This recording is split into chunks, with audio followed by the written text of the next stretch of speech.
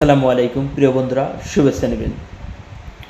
যুব ও ক্রীড়া উপদেষ্টা আসিফ মাহমুদ সজীব ভুঁইয়া একটা কথা বলেছেন, সময় সুযোগ পেলে তিনি বাংলাদেশের প্রত্যেকটা নাগরিককে সামরিক প্রশিক্ষণ দেওয়া বাধ্যতামূলক করবেন। বন্ধুরা, তিনি আরও বলছেন, বাংলাদেশের ভৌগোলিক অবস্থান এবং বাস্তবতার আলোকে এই সিদ্ধান্ত গ্রহণ করা অতীব জরুরি।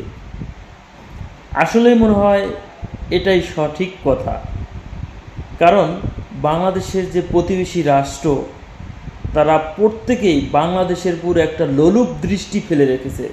যেমন ইন্ডিয়া, তেমনিভাবে মিয়ানমার, এই দুইটা দেশের সীমান্তই কিন্তু বাংলাদেশের একটা করুণ অবস্থা রয়েছে দর্শক।